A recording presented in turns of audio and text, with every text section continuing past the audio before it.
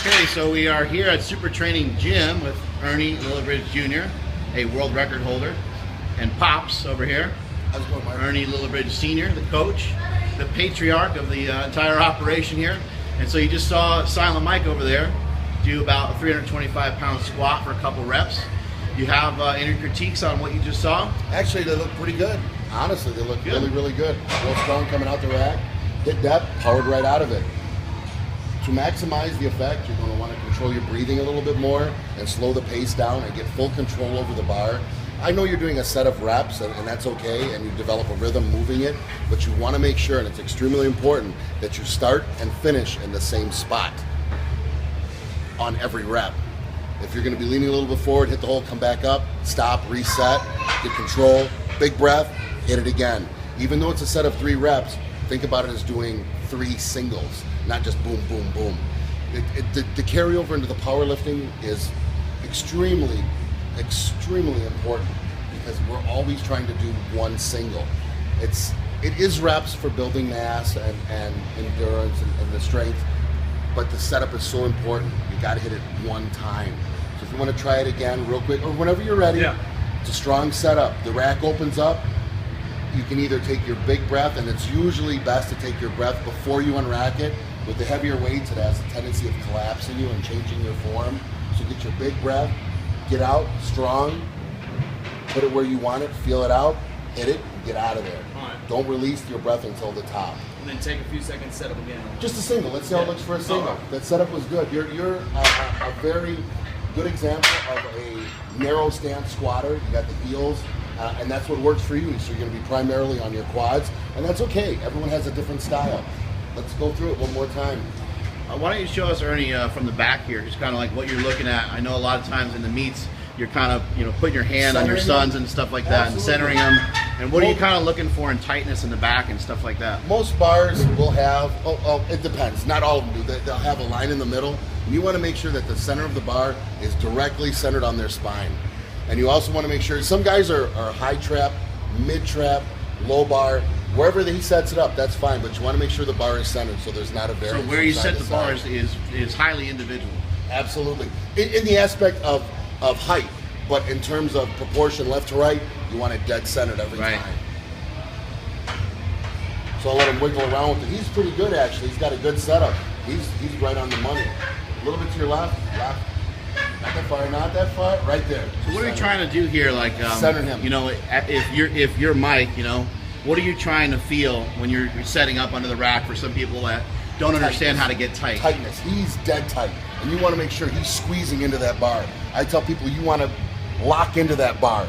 Pull it into you. You want it locked in. And he's right between his trap and his shoulder. That's where all of us squat. All of us. It's almost like you're flexing your upper back. You're absolutely. Kind of pulling the weight into you a little bit. You are. Once it's on your back and you stand up and you're erect with it, you're a little bit more relaxed in the sense the bars, it's already set, but you're tight the whole time. You're locked into that. That bar and you become one. Big breath, unrack it. There you go. Up. That was solid. That moved fast. That was very fast. That was a beautiful rep.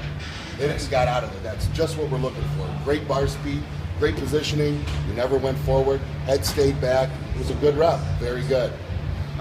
Mike, I think in the past you've had some issues with the hips raising up a little bit. During a heavy squat. If you did 500 for 2 or something like that. What kind of advice do you have for someone whose hips kind of shoot up first out of the bottom of the squat? Very lighter. No. You would first master a weight before you go up with it. If your form is incorrect, even in warming up, you don't go any farther. You first get that issue corrected. That's why we practice perfectly. Okay, so sometimes in warm-ups, if someone does 315, you have a guy that's newer, you got someone that does 315 for a set of 2. If they do it kind of jacked up and it doesn't look right, you'll just have them retake it? You'll have them retake it, absolutely. You Make sure they get it right. Until it's perfect. It's a matter of progression.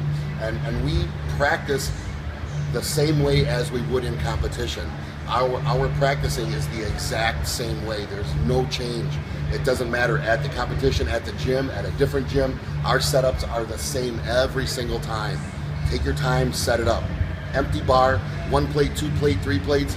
If you were to block the sides out and you couldn't tell how much was on the bar speed remains the same every single time. So ingraining that technique is going to be crucial to kind of making sure the hips don't come up too early. Extremely. What else would factor into that? Would ab training, lower back training, something along those lines help? I know it's hard to say without actually seeing it.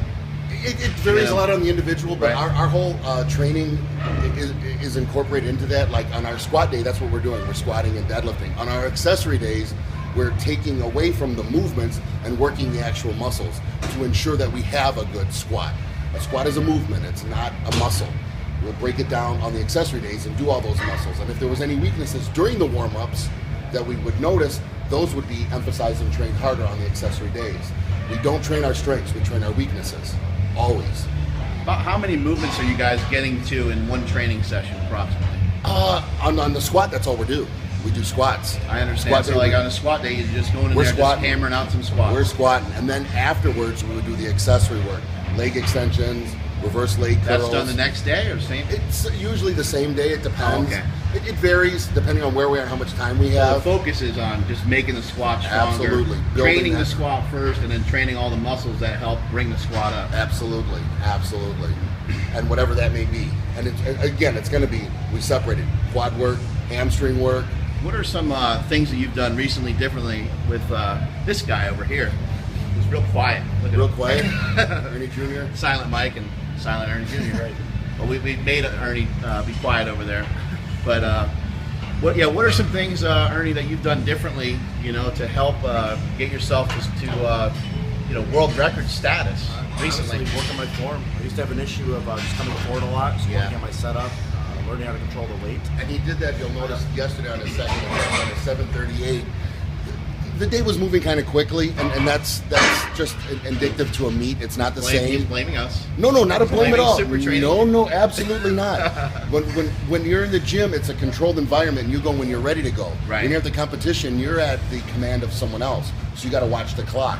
So we usually take about 15 minutes in between attempts. Well, the meet was moving a little bit quicker, and the condition of the heat. It's something that you have to factor in, and we have not been training under these conditions, so it was not ideal. Nothing to worry. It just wasn't ideal. California or anything Absolutely not. No. As a powerlifter, you have to take that into consideration, and you should be training for that. We didn't. We can't simulate heat. It's not there. We're not going to crank the heat up. Hey, let's go sweat in the gym. So it was moving at a little bit of faster pace, and on his second attempt, he got a little bit forward. He was strong enough to correct it, and he muscled it up, but he made the lift so much harder than it had to be. On the third attempt, this is the difference you'll see between an experienced lifter and a novice. He knew in his head he made the lift, but it was harder than heavy because his technique was off. He made the correction, jumped 40 pounds, and obliterated it. Yeah, 782. Yes, went from 738, I believe, to 782. That's got to be close to being pretty high up there on the list of squats for 220. Any idea where that ranks? It's got to be probably top 3, I'm guessing. I know Yeah, the number yeah. 1 squat right now, the world record is 859, I want to say. Done by Chris Duffin, yeah. Just took Yeah, another yeah. three. Bird had it. Took and it from Duffin, Bird. yeah. But that's, you're splitting hairs. I mean, that's really close. I mean, you talk about a 50-pound, 80-pound difference. It's closer than you it's would close. think, yeah. It's very close. It's well within his capability in time. He just took the 198 record, so now we're going to play in the 220 field and get comfortable there and go back and forth and probably even dip into the 242s a little bit, depending on how his body weight is, just to be more marketable. Yeah, Right. and not being arrogant, but he already has the 198. To push the record farther is great. Check it off the but list. it's done right? until there's Yeah. someone else. Let's go play somewhere else, and he has the capability Go of back doing and so. destroy it again. Go back to 220, go back to 242, and have fun in other fields. It's there, and it gives him the opportunity to take more titles and to get more experience against stronger lifters, and that's what he's doing. The technique, he's, like I said, cleaned up on the third attempt and just obliterated. So how important is technique? It's everything. Right. It's everything. All the strength in the world is useless if you're not able to utilize it and put it into the bar. You're on your toes, it's over. You hear a lot of talk about repetitions, and people saying, how repetitions can be really effective because you know, one rep will be good, the next one will be off, and so on, and you'll go through these sticking points. I guess the case for rep is you go through the sticking points multiple times within one set. You know, what is your thought process? You seem to be more in favor of, I know you use both reps and singles and stuff, but what is your opinion on some of that? We really emphasize, again, it depends on what phase of the training cycle we're in. If we're in, you know, 8 weeks out, 10 weeks out, and it's just a general training session, it's always, the main emphasis is to get stronger and tighten up the technique. But if we were doing a rep training session, then absolutely, reps would be the name of the game. As we get into contest prep, it's all singles, all singles. It'll be multiple singles, but it's all singles. I don't care how good the second or third one looked. It's inconsequential. You got one shot at this. Learn how to get it right. When you guys do your reps in training, do you use reps in the warm-up to get ready for the big set, or do you use singles and try to conserve your energy for the heaviest On the set? rep day, it's usually we'll do it'll be a set of triples all the way up, doubles all the way up. I see. So Yep. where you get used to doing it 2 times, doing it 3 Right. times, not a variance. On a heavy single day, it would be the exact opposite. It'll be singles all the way up, and then multiple singles. And we vary it to the point of perfection. It's not, the quality is so much more important than the quantity. Right. Doing it incorrect, I don't care how many times you did it incorrect, it's still wrong. Do it right. Get it right the first time and then move up. And that's been our secret to producing big squatters. And we have 3 guys right now that are putting up some pretty big numbers. Our big boy Derek Kendall just missed the world record with a 1019. He made the lift, he popped his quad. I mean, how can you fault the guy? Right. You have no control over that. Accidents happen. And unfortunate, you know, the bigger you get, the stronger you get. The odds of getting hurt increase with that. It's not the opposite, where you get better, you have less chance of getting hurt. Absolutely not. As the weights go up, the chance of injury increase that much greater. And it's unfortunate it happened, but that's just the name of the game in powerlifting. You got to push the envelope, and he had more on his back than any human has ever had before. Raw, 1019. Yeah, no one's ever insane. even attempted it.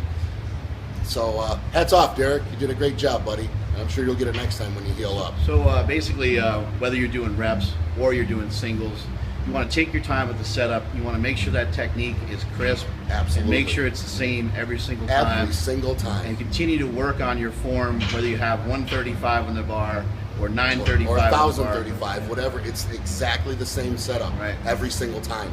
The same number of breaths, the same amount of time, the same amount of bar speed. We can control the bar speed by putting more strength into it, and by controlling how tight the knee wraps are and how tight your belt is. And that's really up to your coach or handler to make those adjustments. But that's at the pro level. For the novice coming up there, you really want to concentrate on doing it on your own without the aids of the equipment. As you get closer to competition, you start incorporating them in there. It's extremely important to have someone know what they're doing with the belt and the knee wraps. Yeah, it's equipment. Yeah, we use it. Yes, it helps. Is it going to add 100 or 200 pounds to your lift? No, it's not. But it adds a little bit, and it aids in safety. Did he blow his knee out? No, he tore his quad. It still happens. The It's part results of the you game. guys have, justify your methods. You guys are killing it. Congratulations to you on a world record, and I know you'll have more future world records. And I know that you're going to end up with some big PRs coming I'm up trying, soon. buddy. I'm old. Give me a break. You're not that old. You're not done yet, buddy. No, I'm not done. There's Not at all, more. sir. I'm still trying. There's more in the tank, and we appreciate it. Fist My pound. appreciate. Thank you so much, sir, for having us on. Thank you. Thank you.